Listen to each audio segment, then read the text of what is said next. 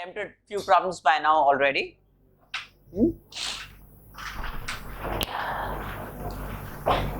First problem, work done by static friction on an object may be positive, must be negative, must be zero, none of these. Maybe positive, right? Do you all understand this fact? Do I have to explain? No?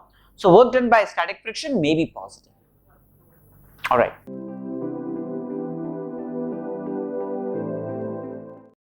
Let's look at problem 2.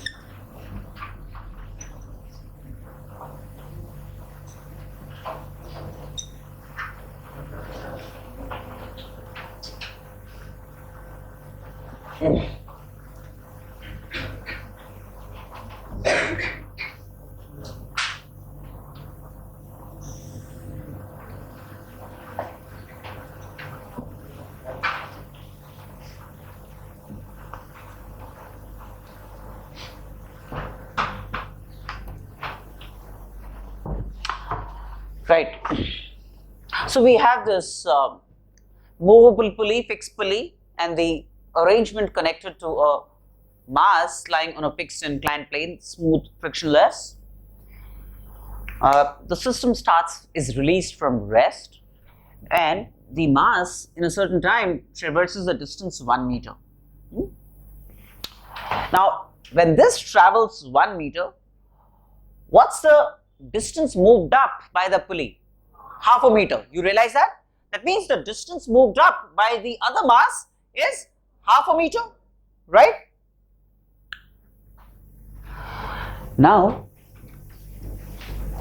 all that we need to do is, for the system comprising this mass, and these strings put together, we'll deploy work energy theorem, right?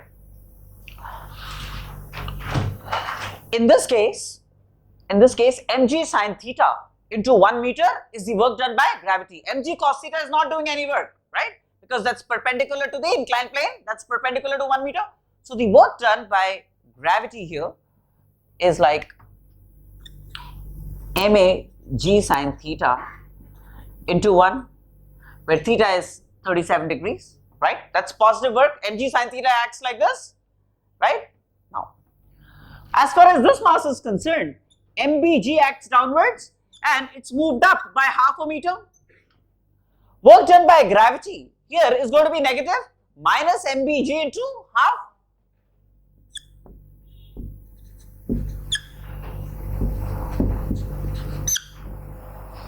Right? That's the sum total of the work done by various forces acting on the system comprising the two pulleys, the string and the mass. Do you realize that? And from work energy perspective, this must be equal to change in kinetic energy of the system.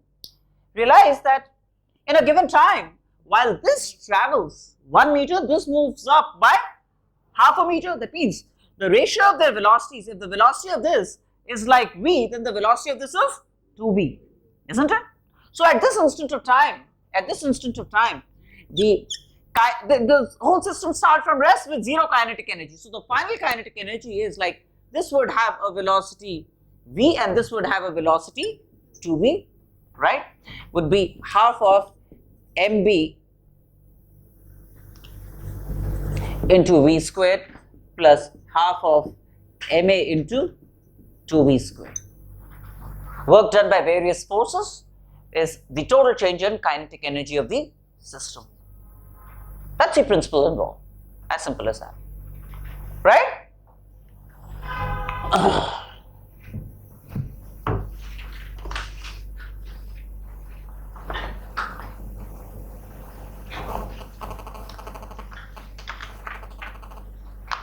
Can I look at problem 3 then? Can I wrap this up?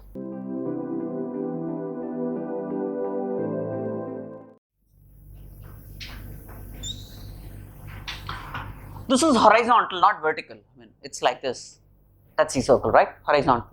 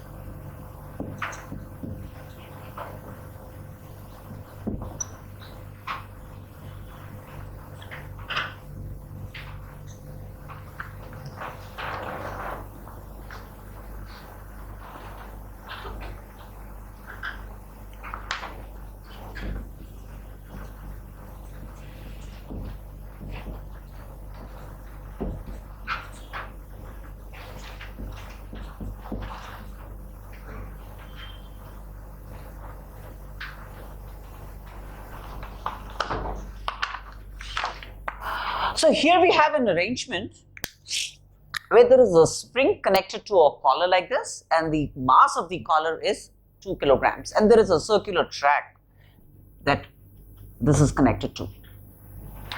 The natural length of the spring is given to be 7 meters. That means when the spring is in this state, it's elongated. Realize that then this is 12, this is 5, so this is 13 meters. That means the elongation in the spring in this state is like 6 meters, right? So x1 is 6 meters. Yes or no?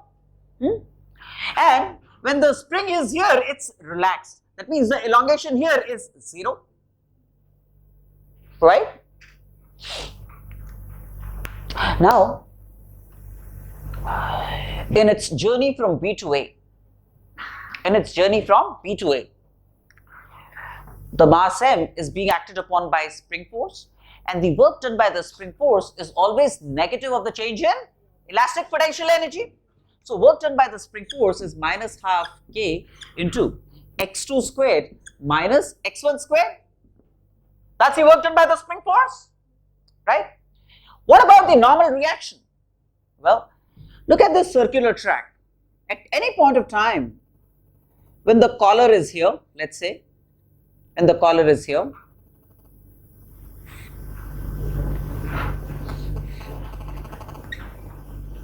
the collar, let's say, has a certain velocity here.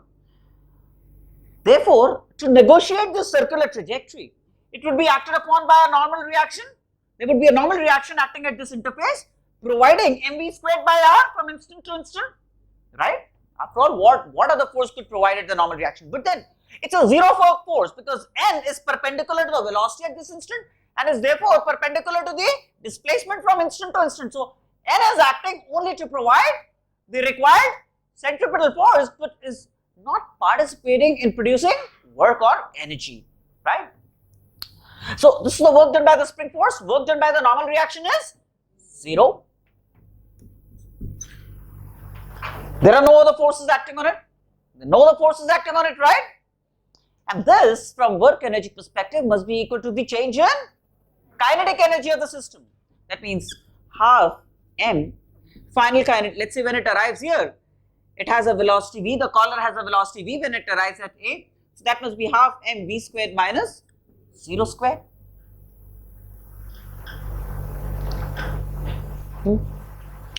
This would enable computation of V. In fact, you don't even have to compute V. All that is required is you might just want to compute mv squared. Mv squared would be like a 36k, as you can see.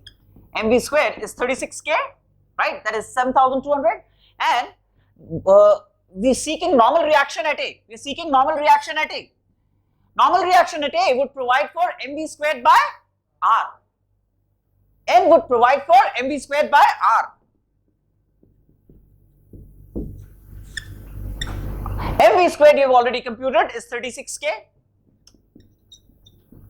by R, which is 5 meters, and so on and so forth. These many newtons is going to be the required normal reaction at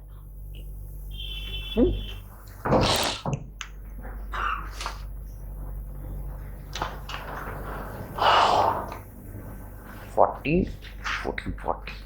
C, 1440 is what it turns out to be, right? K is 200, so 40 into 36, 1440. Let's look at 4. Clear? How many of you got this right? Oh, okay, fine, very good.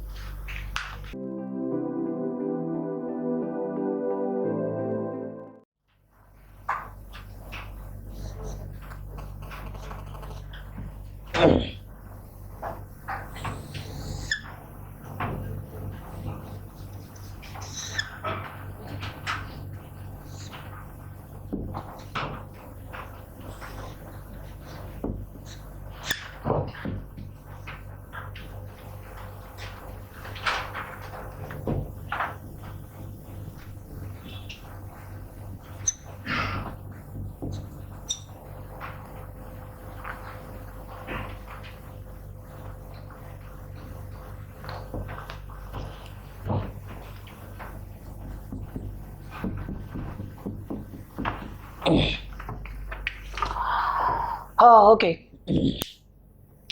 So initially the whole unit is at rest and the spring is in its natural state, no elongation in the spring, right?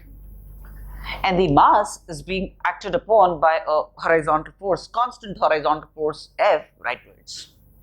Under the influence of this force, then the mass moves rightwards and the spring elongates, right? When the spring begins to elongate, it's going to resist that elongation. A leftward spring force would act on the mass M, right? So then, even though the mass would have a net rightward force F minus the spring force, there would be an acceleration, but the acceleration would decrease with time. Why? Because there would be greater and greater spring force opposing the mass M as the spring elongates further and further, right? So there's going to be an elongation produced. There is going to be an acceleration associated with mass, so the velocity would increase, but the acceleration would decrease. Realize that? So the velocity would increase at a smaller and smaller rate, isn't it? Now,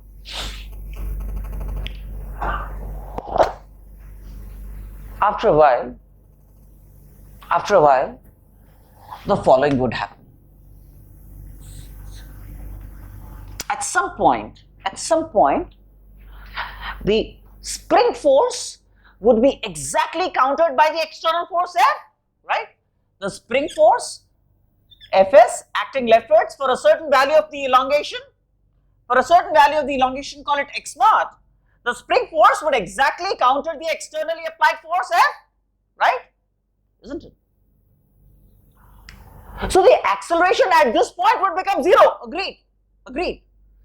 But the velocity will not be 0 because by the time it arrives here, it has been constantly accelerated, so it would have developed a certain velocity v naught.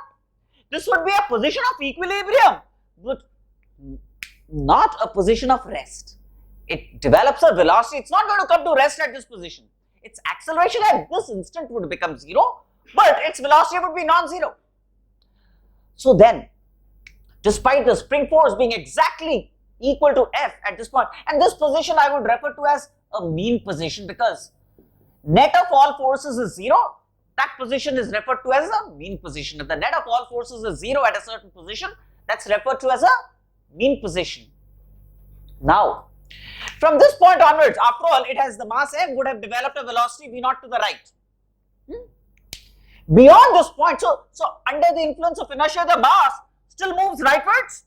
When it moves rightwards, the spring elongates further and the spring force increases. It becomes higher than the externally applied force. It's in excess of F, right?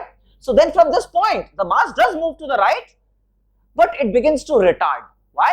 Because the leftward force becomes more than the rightward force F. Are you all there with me on this? No, Roselle? So the mass begins to retard. So its velocity will get killed. From this point onwards, its velocity will begin to get killed. So eventually you would expect at some point the velocity of the mass to become zero, because beyond the mean position it's getting retarded, right? So the velocity becomes zero. And when the velocity becomes zero, the mass can move no further, right? And therefore this becomes the extreme rightmost position of the mass, and this becomes the extreme rightmost position of the mass M. That means under the influence of this force F, the maximum the mass could get displaced is this, and this amount of displacement would be commensurate with the maximum amount of work that the force F could produce. A constant force F, the maximum amount of work that it could produce would be commensurate with the maximum displacement that can take place in the mass M, point of application of the force. So one thing, up to this instant, whatever be the work done by the force F is going to be the maximum permissible work of this force. Beyond this point, what's going to happen? The velocity becomes zero, the spring force is larger than the externally applied force, the mass then begins to move leftwards. It doesn't have inertia enough to take it further to the right. The spring force becomes predominant and now taking the mass into its fray in the leftward direction. Alright, now let's say from the natural state to this state, L is the maximum displacement. So what would be the work done by the force F? F into L. So then the only task ahead of us to be able to compute L. Now between these two states, let me call this state A and let me call this state B. Between these two states, who stops us from applying work energy theorem, right? So between these two states, work done by the spring force is going to be negative of the change in elastic potential energy. So minus half K L squared minus 0 squared is the work done by the spring force, right? Work done by F is F into L. Work done by F is F into L. The initial kinetic energy, it starts from rest, and at this point it again comes to rest. So change in kinetic energy is 0. So yes or no? So that gives F into L is half KL squared, or F is half KL. L therefore is 2F by K. L therefore is 2F by K. So the work done by F is going to be F into L, which is F into 2F by K, 2F squared by K. That's the maximum work done by the externally applied force F. I reckon the mistake some people could make as beginners would be that they would just assume that this becomes the point where the velocity becomes 0, and they would assume that this is the maximum displacement, failing to identify the fact that by this time it would have reached a velocity V0, which would forge it further ahead, and a further displacement under the influence of F could take place, right? That's a only conceptual error that one might make in solving this problem. Otherwise, it's a fairly simple thing to see. How many of you got this right?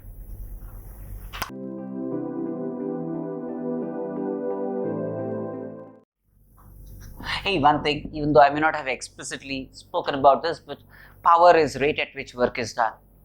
Alright, so if a certain amount of work is done in a certain time, then the average power in that time is going to be the total work done divided by time. Otherwise, the instantaneous power is going to be rate at dw dt, rate at which work is done. Or the other way, if a force F acts at an instant when the velocity, let's say F acts at an instant when the velocity is v, then the power of this force is going to be F dot v. It's going to be F dot v. That's a power.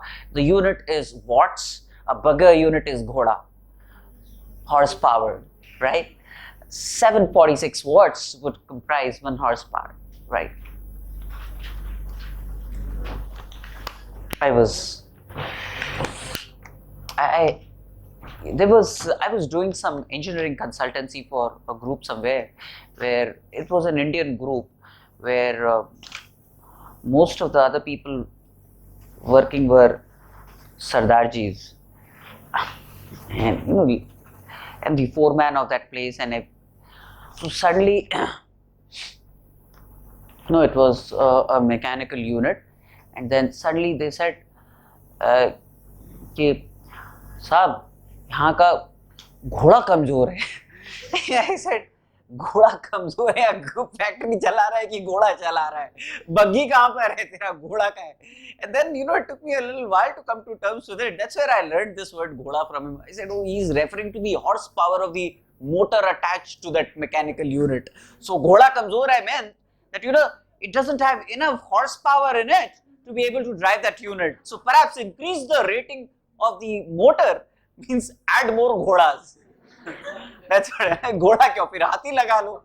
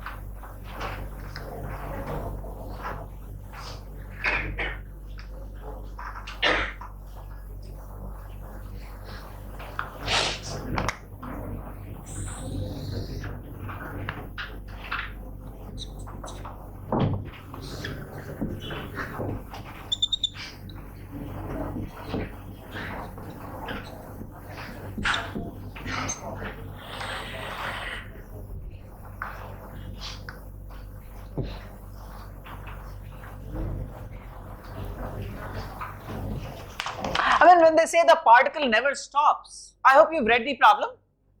So we have a system, a surface where it's not a constant coefficient of friction but a variable coefficient of friction. This is the origin. The coefficient of friction at a distance r from r equal to 0 is going to be a by r squared, where a is a constant. Now, the particle is initially at r equal to 1 and is imparted a certain velocity v naught to the right,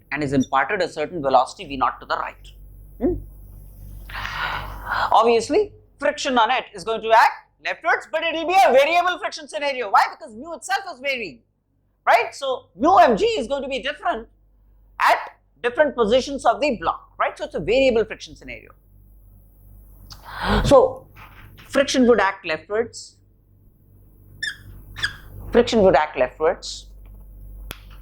At any given instant of time, friction, because the velocity would be rightwards. Now, when they say that it never stops, what it really means is that, well, it goes all the way to infinity. Such is the velocity that you must impart. Well, if you don't impart it enough velocity, then friction would retard it so that it stops only at a finite distance. Then you want to impart it a certain velocity v naught so that it traverses all the way to eternity, right? So then, what we want to be doing is, at infinity, theoretical position means very, very far away from this position, right? The velocity just about becomes 0. This is like r tending to infinity. When r is very, very large, the velocity then becomes, or velocity comes closer and closer to 0. That's what it really means, right? Now, it starts here with this position, with this velocity, and goes all the way very, very far away, and then it comes to rest. That's when you can claim that, well, it like never stops. Mathematically, it never stops. If you look at an intermediate state,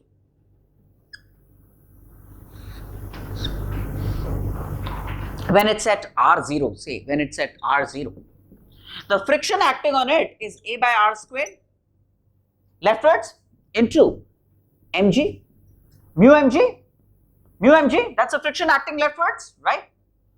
Now for a small displacement dr to the right, what's the work done by the frictional force?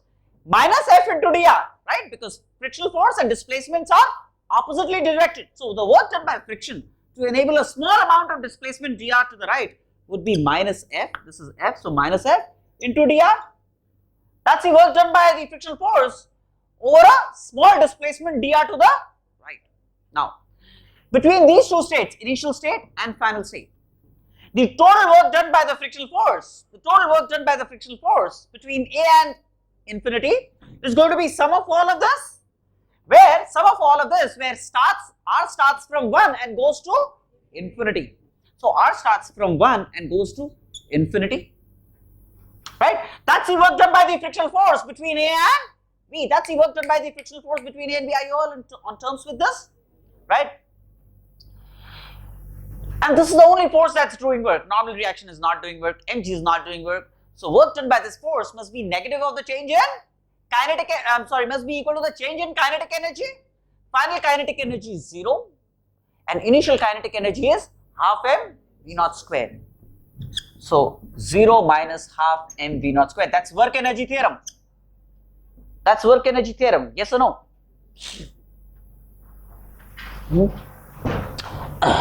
So then obviously m gets cancelled. What we have is minus ag. 1 by r squared, when you integrate, you get like a minus 1 by r. So this becomes like a 1 by r, where r runs from 1 to infinity, right? And that must be equal to half v naught squared,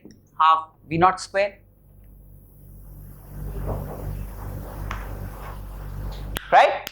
And 1 by r, at r equal to infinity, 1 by r is 0, right? Minus half v naught squared. And at r equal to 1, it becomes 1. So this becomes like a minus ag, 1 by infinity minus 1. So minus 1, that must be half v naught squared, and so on. So v naught would be root 2 ag.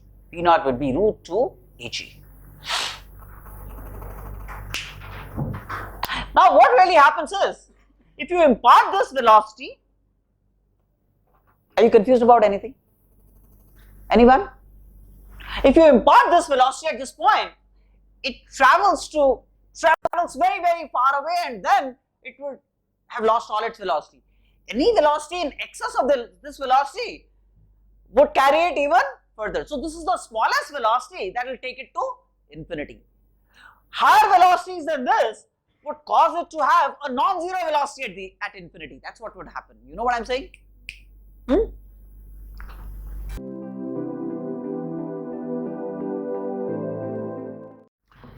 If you have a column of liquid in a uniform gravitational field, means G uniform.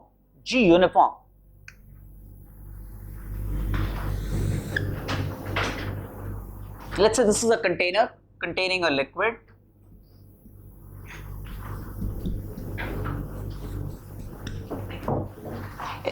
In a region where G is uniform. G is uniform means, well, this container is not of the order of the size of Jupiter, right? I mean, if it would be, let's say, comparable to the size of Jupiter, then you will have variable G's available, right? But then this is much small compared to the radius of the Earth. I mean, it could be Eiffel Tower also. Then also we can imagine G to be practically constant, not good enough to invoke variation of G over those heights and lengths, right? The radius of the Earth is like roughly 5,600 kilometers. So any dimension small compared to 5,600 kilometers would entail uniformity in G, much smaller compared to 5,600 kilometers. So then it's just a container, right? Now, besides the point, all that I want to tell you here is that if this is a uniform rho, even rho is constant, let's say in this mass of fluid, let's say same rho equal to constant, G equal to constant,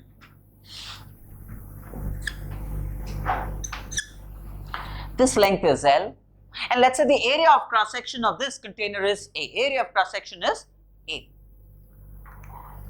Now if somebody wants to, and the total mass of the liquid is M. Total mass of the liquid is M. And now if somebody wants to compute the potential energy of this, provided rho is constant, G is uniform, then you can imagine this entire thing to be replaced by a point mass at the midpoint of this container. That means L by 2 units from here, right? So the potential energy of this is going to be mg into L by 2. You provided rho is constant, and provided G is uniform. G is uniform, and in a uniform container, this whole thing could be replaced by one single mass at its center of mass.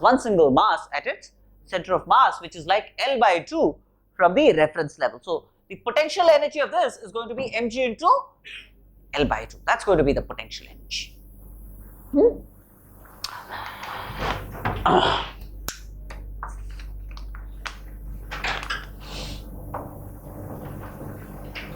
Once you understand this fact,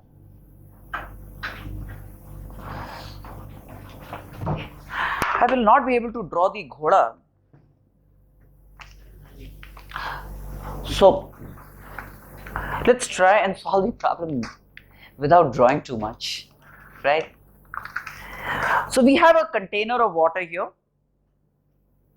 and the horse drinks water from a cubical container of side 1 meter. I can draw the container. Container of side 1 meter. The level of the stomach of the horse is like 2 meters. So let me just draw this stomach, which is like 2 meters. Alright. I mean, you can always imagine the stomach to be point mass. But that's besides the point. And this is 1 meter.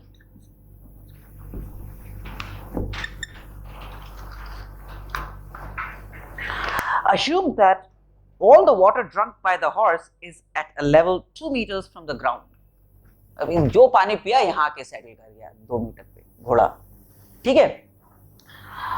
Then minimum work done by the horse in drinking the entire water in the container is how much? Okay. Realize that water, whether it's in the container or it's in the stomach, is the same, right?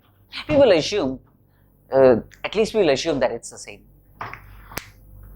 Whatever be it, this entire mass of water can be replaced by the same mass m, 0.5 meters from the ground, 0.5 meters from the ground. If m is the mass of the water in this container, then for the sake of computation of potential energy of this mass of water, you can replace it by the same mass, a point mass, at a distance 0.5 meters from the ground, which is what I told you a little while ago, right? So that means, let's say this point mass m is getting elevated from 0.5 meters to 2 meters. That means it's getting elevated by an amount 1.5 meters. So there is gain in potential energy of water. Mg into 1.5 is the gain in potential energy of water. And that must be the work done by the horse, isn't it? Where did this energy come from?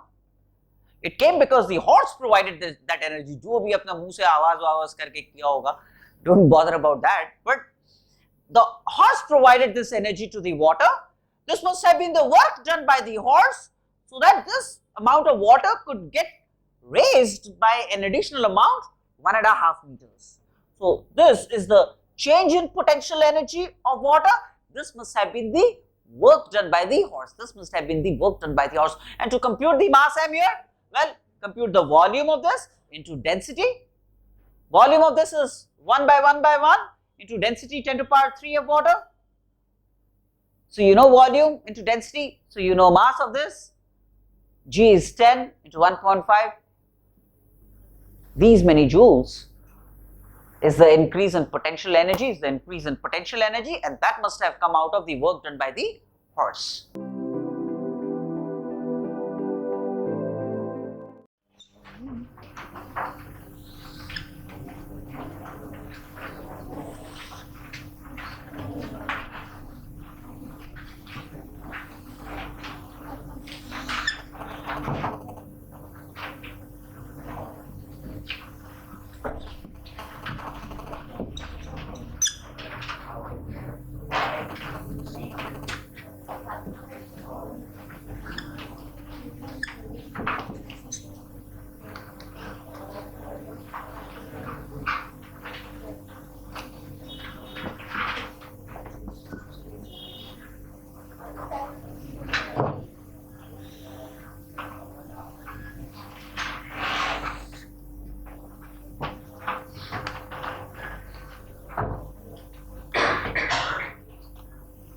Hey, realize that whether it be this inclined plane or that inclined plane, the same change in potential energy, so therefore the same gain in kinetic energy. So on reaching the bottom, both masses have the same kinetic energy and therefore the same velocity because they have the same mass. So statement A is correct. Statement 2. Okay, one thing that you can see is that theta 1 is larger than theta 2. Right? Theta 1 is larger than theta 2. Statement 2. Acceleration of A will be greater than acceleration of B when both are released to slide on the inclined plane. The acceleration in this case is going to be g sine theta 1 down the plane. The acceleration here is going to be g sine theta 2. Evidently, g sine theta 1 greater than g sine theta 2. So statement 2 is fine, right? Correct. Statement 3. Work done by external agent to move the block slowly from B to O is negative. Yeah, because when what really happens is B moves down under the influence of mg sine theta, right? Now when somebody says that he wants to make the block move very, very slowly from B to O, very, very slowly from B to O is referred to as a quasi-static movement, That means the mass B the mass B does move down, but it remains unaccelerated at all times. So then if left free, it will have an acceleration g sine theta 2 downwards, right? But then if there is a force restraining it, then that force must have, that external force acts upwards, so that external force balances mg sine theta 2, so that the net acceleration is 0 and the mass moves really, really slowly, unaccelerated down the plane. You know what I'm saying? So then if this external force acts upwards so that it could be hauled from B to O very, very slowly, then the displacement is downwards, whereas the external force is acting upwards, so the work done by the external force ought to have been negative, right? So statement 3 is also correct,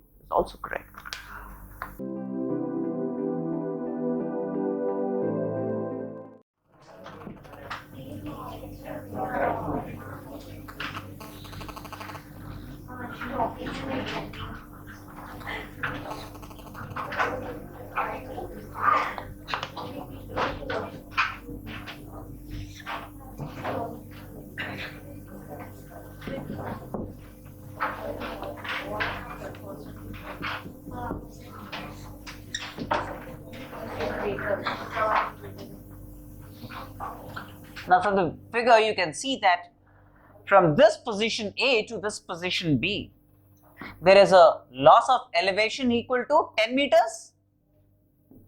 There is a loss of elevation equal to 10 meters from A to B. See, one is 15 meters above the ground, the other one is 25 meters above the ground. So difference in elevation is going to be 10 meters. So there is, between A and B, there is loss of potential energy, and that must be equal to gain of kinetic energy. So loss of potential energy is like mg into 10, and that must be gain in kinetic energy, half m into v squared. Yes or no? So v squared then becomes like a 20g. V squared then becomes like a 20g, right? Now, let's say the radius of curvature at this point means this point could be equivalent to like an instantaneous circle of this kind. This point could be like an instantaneous circle of this kind, right? And this instantaneous circle, let's say, has radius r, So at this point B, it's negotiating a circular trajectory of radius r. What would be its centripetal force requirement? mv squared by r. Okay, now the forces acting on it, when it is here, there is normal reaction acting upwards on this, normal reaction, and there is mg acting downwards. Now the centripetal force requirement is met by the connivance of this mg and n. They come together to provide the necessary centripetal force. Mg minus n together would account for the required centripetal force. So this is met by the difference of mg and n, where n has to be greater than or equal to 0 if contact has to be maintained. N has to be greater than or equal to 0 to maintain contact.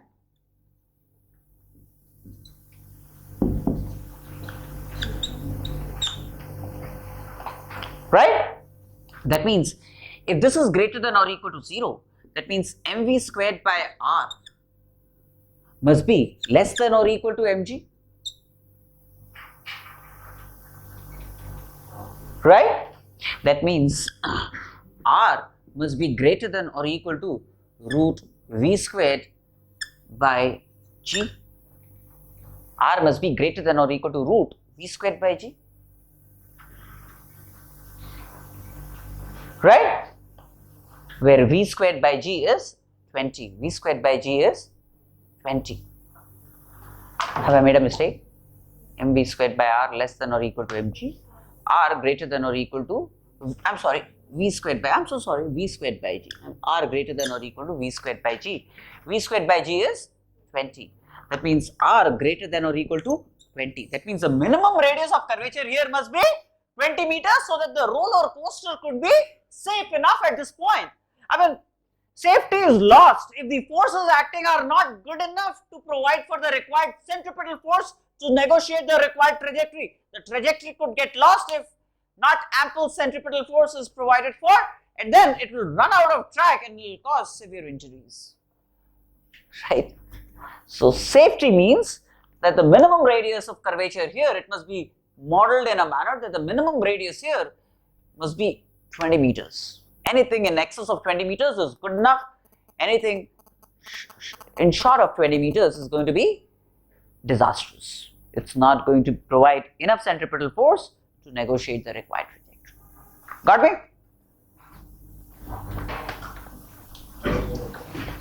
So the minimum safe value of radius is 20 meters. A. You want to be able to attempt 9. Have you attempted 9? Okay, now from the concept that I just mentioned, attempt 9. Now you know what the potential energy in a certain volume would be like, right? You can replace that entire thing by a point mass at its geometrical center, right? Now use that concept and take a fresh look at 9.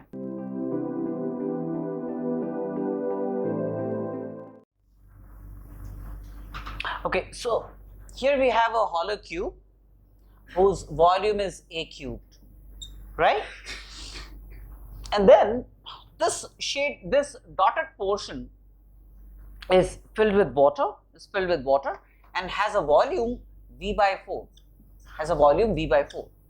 Now realize the dimensions are a by 2, so a squared by 2, and then say this length is x. So then volume would be a into a by 2 into x, that's going to be the volume of this. So this x is like v by 2a squared right? Where V is a cube. So this is like a by 2. This x would be a by 2. Okay. Now this is a by 2. So this is also a by 2. Now the potential of this is as if the entire mass of water here is contained at the midpoint of this volume V by 4. That means a by 4 above this level, a by 4 above this, right? This is a by 2. So that means the midpoint of this would be like a by 4 above this level, right? So then that's going to be a by 2 plus a by 4. So above the ground, the height of the water column is like a by 2 plus a by 4, that is 3a by 4. That's the initial height of the water column, right? Now, eventually, this melts here. Perhaps there is ice. It melts here and it occupies this region. So then, the volume V by 4, which is like a cube by 4, now spreading over an area a by a and over a length L, over a height L. So then L becomes like a by 4. So then the height above the ground for the melted portion is going to be H2, which is like a by 8 above the ground,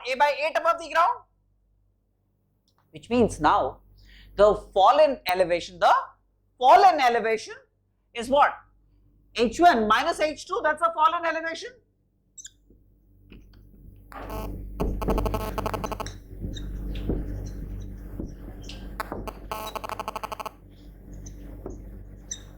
Which is like 5a by 8. That's a fallen elevation. The work done by gravity in the process would be fallen mg into fallen elevation. Mg into fallen elevation would be the work done by gravity.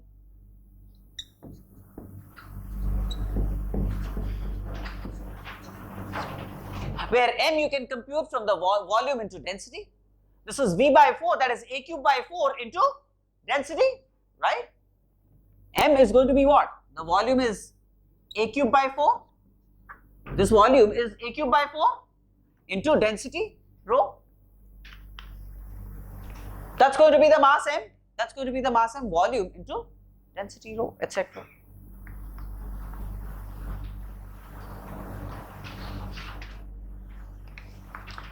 So C 5 by 8 mga. Okay, we can just go ahead with mg into 5a by 8. We don't need, we know m, right?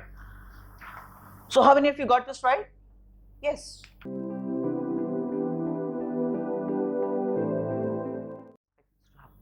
Okay, I'm not discussing 10 right now. I have not discussed equilibrium with you. But just one thing that I want to tell you here is that there are two things. Equilibrium means force must be 0. And force is like minus du dx. If this becomes 0, then that's a position of equilibrium.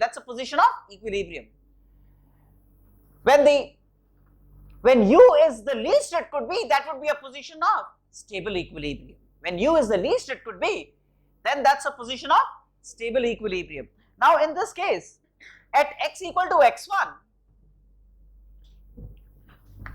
du dx is what? Slope of the u versus x graph. That means slope of the tangent at any given x. In this case, at x equal to x1, do you realize that the tangent is inclined? At x equal to x1, look at the figure. At x equal to x1, the tangent is inclined.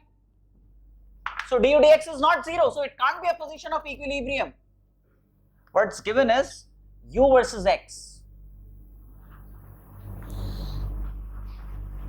At x equal to x1, this is the slope of the tangent, which is not 0. So du dx is not 0 at x equal to x1. At x equal to x2, once again, this is the slope of the tangent. So du dx again is not 0 at x equal to x1 or x2. So x1 and x2 are not positions of equilibrium at all because f is not 0, du dx is not 0, right? So if they are not even equilibrium, okay, this is x3. So x3 is not a position of equilibrium. And x2 is this position. X2 is this position. At x equal to x2, the tangent is parallel to the x-axis. So slope of this tangent is 0, so du dx is 0. So force is 0 at this point. But then u is high. The highest value of u will not give you stable equilibrium. So it's equilibrium alright, but not stable equilibrium. At x equal to x2, the force is 0, but it's not stable equilibrium. Stable equilibrium would be, let's say, for example, something like this. At this point, du dx is 0, so force is 0, and u is the least. So when u is the least, then that's a position of stable equilibrium. That's a position of stable equilibrium. So option A is scrap. Option B, x2 is in equilibrium but not stable equilibrium because this is the highest maximum value of u. Maximum value of u will not lead to stable equilibrium.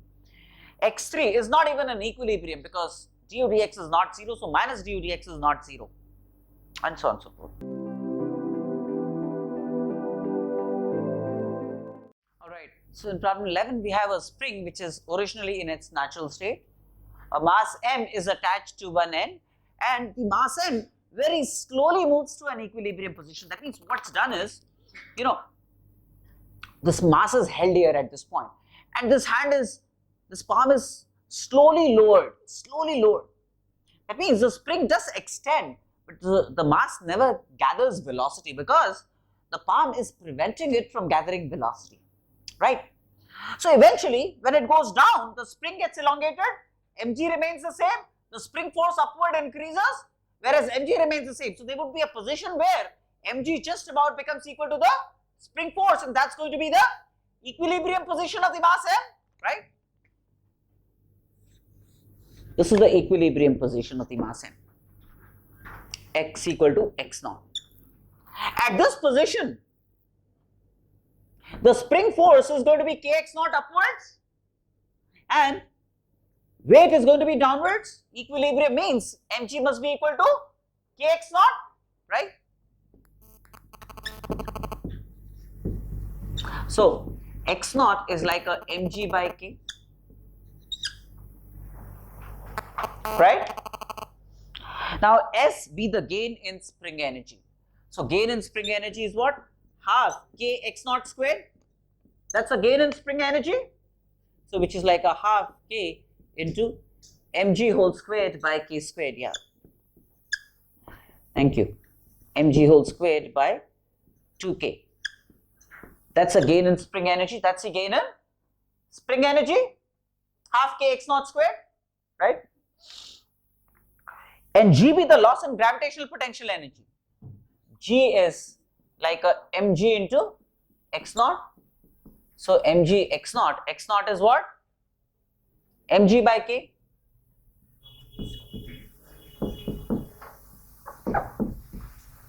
So evidently G is 2 times S. Evidently G is 2 times S. So that's option C. G is 2 times S. Option C.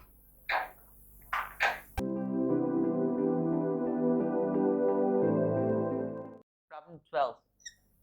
Force field F given by 4xy I cap plus 2x squared j cap. The potential energy associated with this force.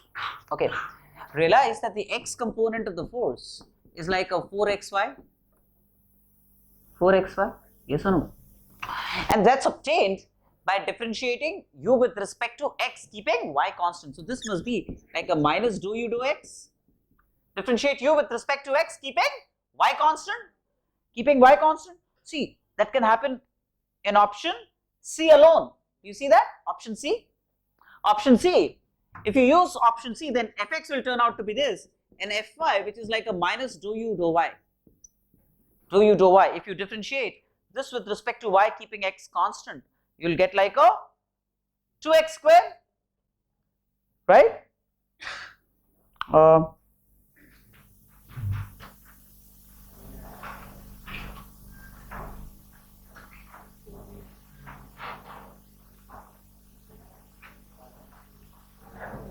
That's option B.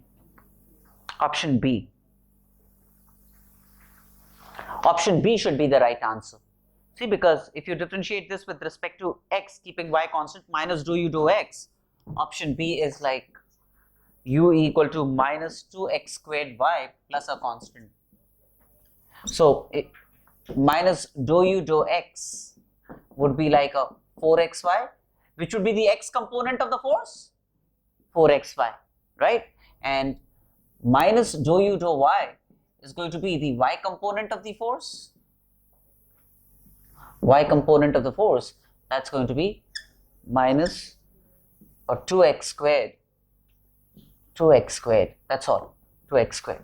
So that matches with this. That matches with this. I told you this, right? Fx would be minus do u do x, Fy would be minus do u do y. Did I speak about it?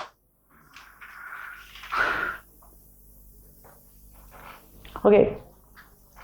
Problem 13, pretty simple, because a particle with total energy E moves in a one-dimensional region where the potential energy is ux. The acceleration of the particle is 0 where the force is 0. So wherever the acceleration is 0, minus du dx must be 0. That means du dx must be 0 wherever the force is 0, and at that point the acceleration is going to be 0. So that makes option C eligible. C is correct.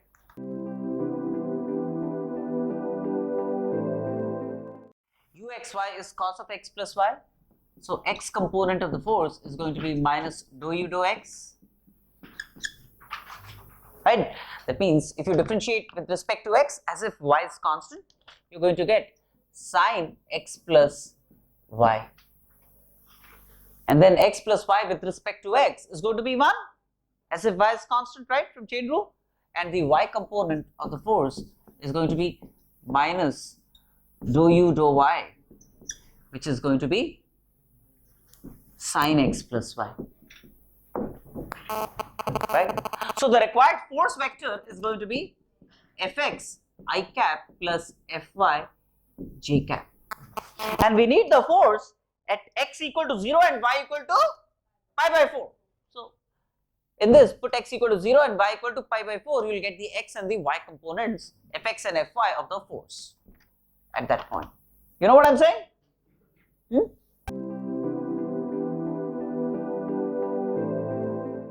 A particle is projected with a velocity u, making an angle theta with the horizontal.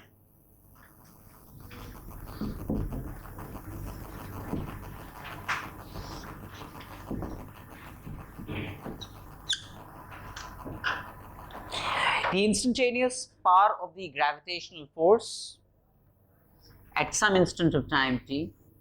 At an instant of time t, it has a horizontal velocity which is like a u cos theta, and has a vertical velocity which is like a u sin theta minus gt, right?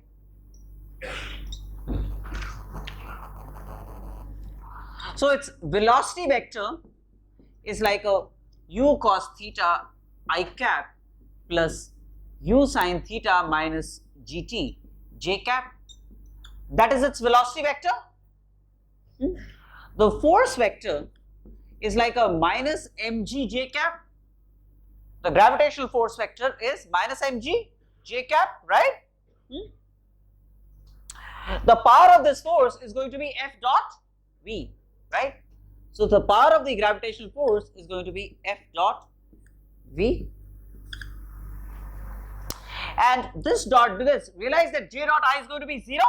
So that's simply going to be minus mg into u sin theta minus gt. Realize that p versus time is a straight line. So it varies linearly with time. Power varies linearly with time. Varies linearly with time.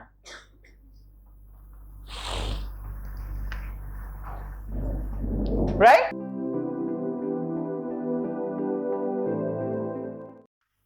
All right.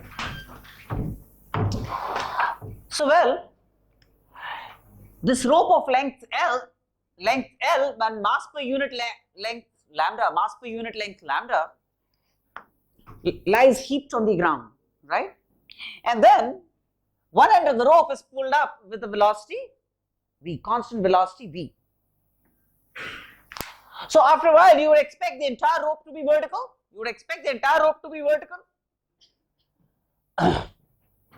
After how long? After time t equal to L by v, isn't it? In this time t, the entire rope would be vertical, is it not?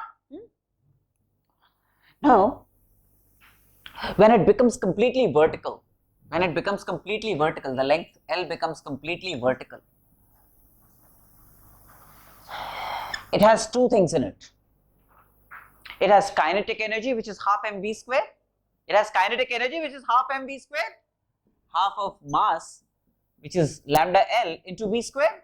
And it has potential energy, which can be computed by imagining this entire uniform rope to be concentrated at the midpoint. That means the entire mass lambda L to be concentrated at a length L by 2 above the ground, right? You can imagine, replace this by one single point mass halfway between the bottom and the top, right? So mg, which is lambda L into g into L by 2. That's the energy added to the system. In how much time? In this time. This is the total energy, kinetic plus potential, added to the system in time t equal to L by v. So then, this must have been the total work done by the force. The total energy added must have been the total work done by a force divided by the time taken, which is L by v. That must have been the average power. Total change in energy divided by the time taken. That must have been the average power in this period of time. Got me? These many watts.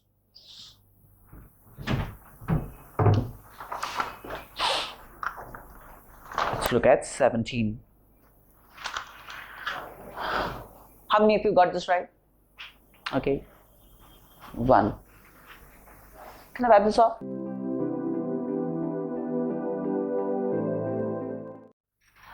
Power versus x is a straight line. The slope of the straight line, as you can see, is this angle is theta. Then tan theta is this length by this length. This length is 2 units by 10 units. So 1 by 5, right? So slope of the straight line is 1 by 5. So then, and the y-intercept is 2. So then, the power, that is y, is mx, which is 1 by 5x plus c. Mx plus c, right?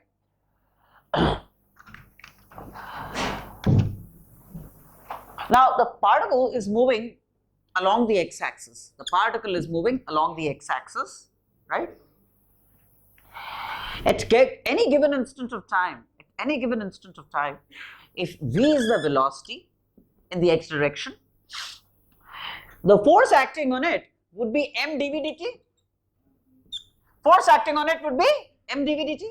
The power associated would be force into velocity. That's going to be the power associated at any given instant of time, right? At any given instant of time t, the force m dv dt into v, that's going to be the power associated with this particle, right?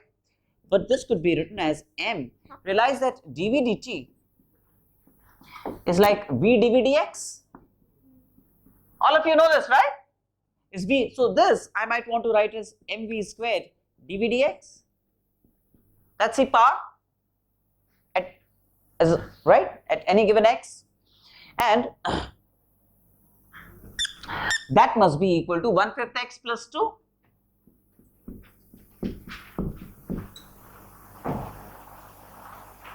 M is given to be 10 by 7, whatever.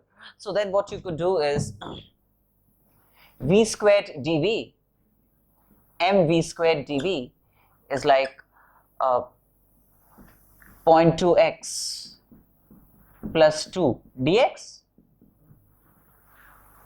mv squared dv is 0.2x plus 2, right? Integrate both sides.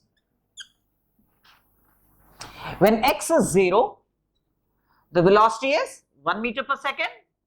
When x is 10, the velocity, let's say, is v. The velocity, let's say, is v. Right? Are you confused about anything here? You can use, this would be m into, see, when you integrate v squared, v cube by 3. So m by 3 into v cube minus 1 is, this would be 0.2 into x square by 2. That means 100 plus 2 into x. X, that is 10, final minus initial. I hope you realize what happens when I plug in the limits, and then you can compute v. This is the required v which could be computed. Have I confused you? No?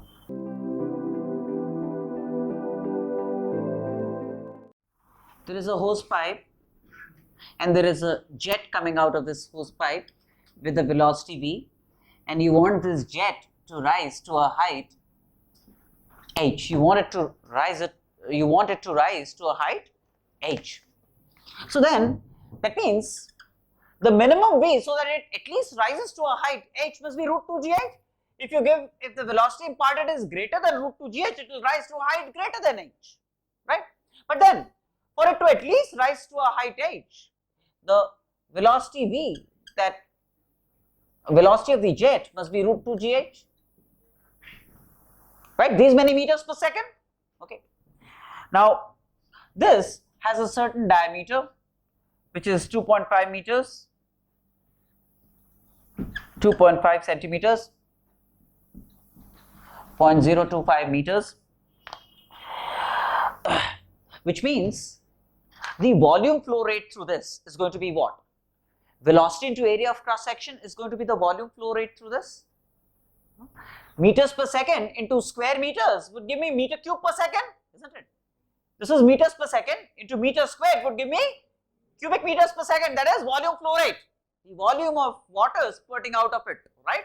So the volume flow rate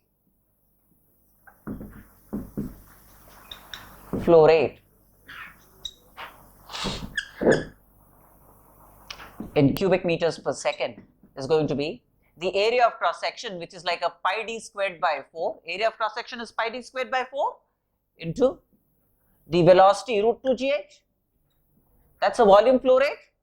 That's a volume flow rate, isn't it? The mass flow rate m dot means kilograms per second. This is cubic meters per second. This is cubic meters per second. To get volume flow rate, to get the mass flow rate, multiply the volume flow rate by density, right? No? Multiply volume cubic meters per second by density, you're going to get kilograms per second, isn't it? You will get kilograms per second. So multiply volume flow rate by density, that means rho into pi d squared by 4 into root 2 gh. That's going to be the kilograms per second.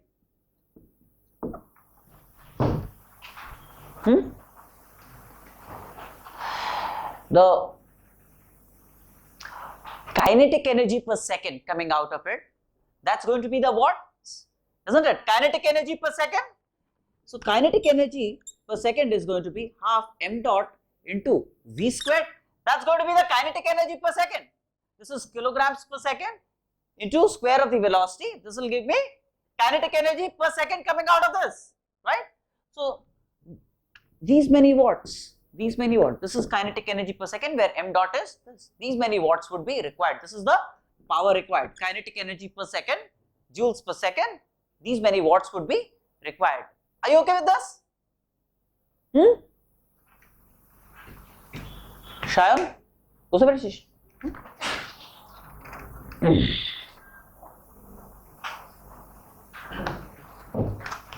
19.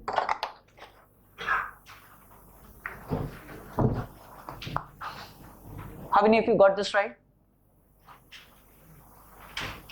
Oh, I was not about to do this problem also. I thought all of you would have got this right, so I was kind of avoiding to do this problem. But okay, how many of you didn't understand this? Understood it, right? Particle is projected upwards with a velocity of 16 meters per second.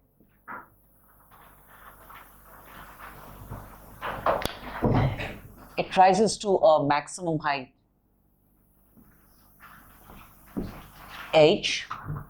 Well, obviously it's going to get retarded because of two things, because of gravity, and there is also air resistance which will retard its motion, right? Its velocity will become zero at some height. Its velocity will become zero at some height, right? And then it will begin to descend. It will begin to descend, right? And when it begins to descend, it eventually arrives at this point with a velocity less than 16 meters per second, because air resistance would have hogged up some amount of energy, right? Air resistance would have eaten up some amount of energy. So the energy that it left with, it would come back with lesser energy because of air drag, So it comes back with a velocity which is like, how much? 8 meters per second.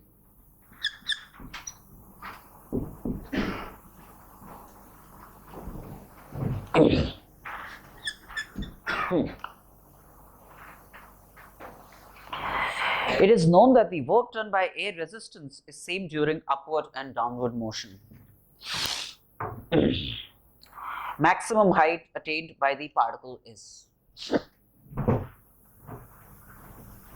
One thing, when it's moved up, when it's going up, then air resistance is going to act down.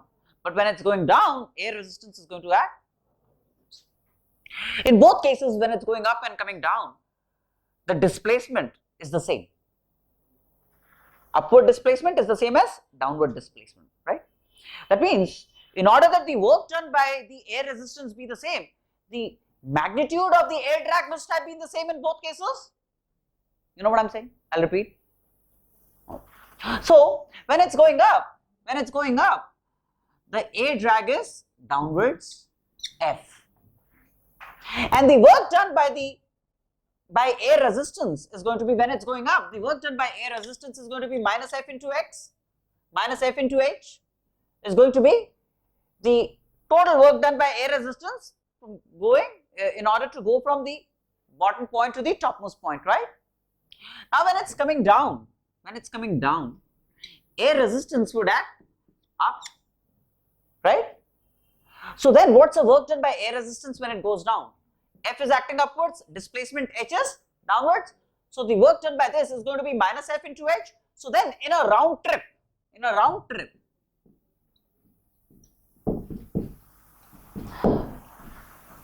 minus FH plus minus FH, that's the total work done by the air resistance, right? What's the work done by gravity? 0. In a round trip, it's a conservative force field.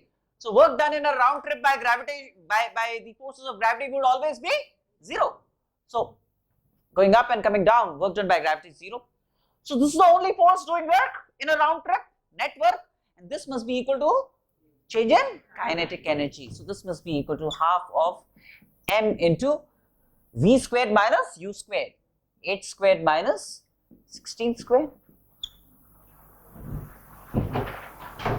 Yes or no? Okay. Now, when it's only going up, right? When it's only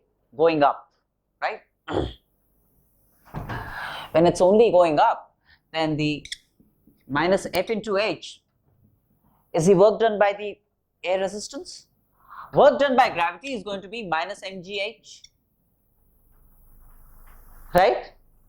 And this must be change in kinetic energy. So 0 minus half m into 16 square.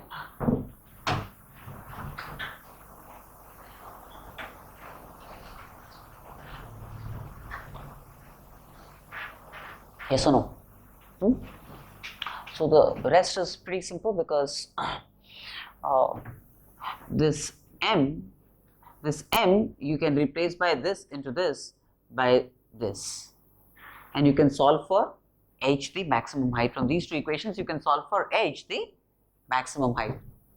You just need to eliminate m from these two equations. And you could transpose and then divide, so on and so forth. Variety of things, right? Or what you could do is this f into h you can write as this f into h could be replaced by this, and you can simply solve for h, isn't it? This f into h is like 1/4 of this, which can be plugged in here. M and m would get cancelled from both sides, and you can solve for h. Clear?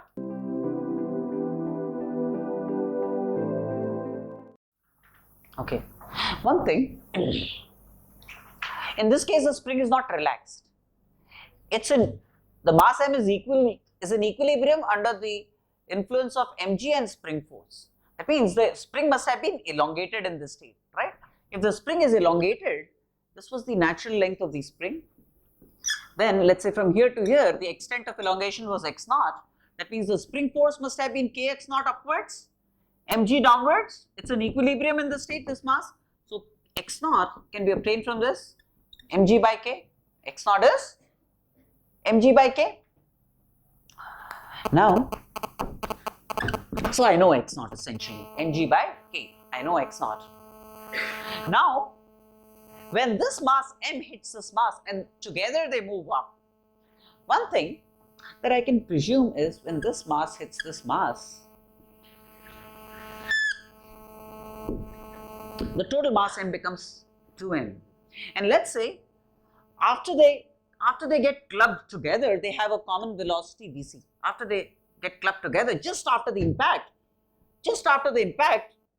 they have a common velocity vc. The total linear momentum just after impact of the system is 2m into vc. They move together with a common velocity after they get stuck to each other, right? And that must be equal to the total initial momentum brought by m. Therefore, vc, the common velocity of the combined mass, is like a v by 2. Common velocity of the combined mass just after collision is going to be v by 2. I preserved momentum in the vertical direction. Now, you could get cynical when I apply this, and rightly, because you might be tempted, if you're thinking enough, you might be tempted to believe, hey, conservation of linear momentum in the vertical direction on the system of masses small m and small m is not legal. In this case, I can't preserve linear momentum in the vertical direction. Why would you want to actually think so? You would want to think so because the two are under the influence of a net external force, gravity, isn't it? Gravity mg and mg acting on both masses, that's unbalanced. So in the presence of a vertical unbalanced force, gravity, why would linear momentum be preserved in the vertical direction, right? You're right. It wouldn't be. This is an approximation. This is an approximation. What I have assumed is that when they hit each other, the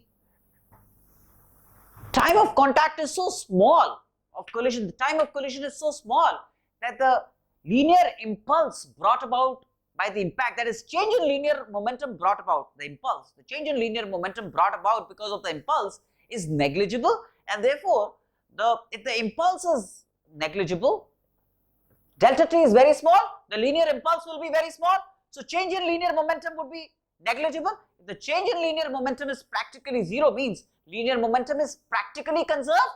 So then this is like practically conserved but not actually so. This is an approximate equation that I have written. This is not true realistically, this is an approximation. I have assumed that the time of impact delta t is so small that the impulse brought about because of the impact is negligible. Impulse is change in linear momentum. That means there is negligible amount of change in linear momentum, right? The impulse of gravity is going to be mg into delta t. If delta t is very small, then mg into delta t would be very small. The change in linear momentum because of mg acting for delta t could be ignored for all practical considerations. Linear momentum could therefore be almost conserved in a colliding scenario of this kind in the vertical direction. right? So good enough approximation if mg is not very large. If mg is very, very large, then mg into delta t cannot be ignored despite delta t being very small. But you know, here we are not talking of Jupiter colliding with Pluto, right? We are talking of, let's say, a few kilograms here and there. So then few kilograms here and there with delta t being of the order of a few milliseconds, then mg into delta t is small enough to be ignored, right? So we can preserve linear momentum in the vertical direction despite presence of an unbalanced gravitational force in the vertical direction, right? That's a good enough approximation, okay? So then the combined velocity just after collision therefore is v by 2 of now a lumped mass 2m. It's a lumped mass 2m now, one single mass 2m.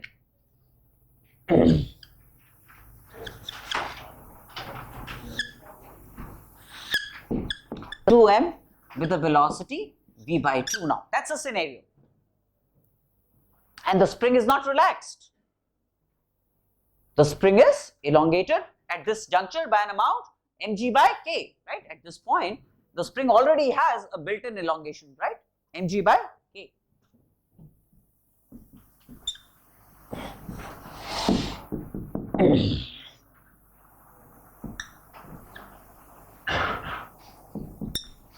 Now, what is it that we are seeking? The value of v so that the spring just about attains its natural length. That means the mass, we want this mass 2m to just about come to this point. We want the mass 2m to just about manage to arrive at the natural state of the spring, right? That means we want this to happen. We want the mass 2m to be able to arrive at this natural state with just about arriving means arriving with a velocity 0, 0, v prime being 0. So between these two states, can I not apply work energy theorem, right? Now, from this point to this point, what's the work done by gravity? Minus mg into x naught. Minus mg into x naught is the work done by gravity. M, instead of m, we have 2m, right? So minus 2mg into x naught. X naught is known to us, mg by k. So x naught is known to us, which is mg by k. Okay, what's the work done by the spring force? Negative of the change in elastic potential energy. So minus half k into 0 squared minus x naught squared. This is x equal to 0. And then from work energy considerations, this must be equal to change in kinetic energy. Final kinetic energy is 0 here. Initial kinetic energy is half of 2m into v by 2 whole square.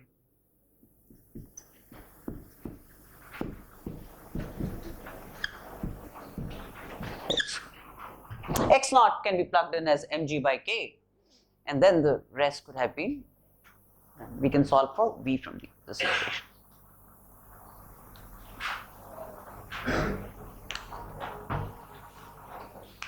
Got it?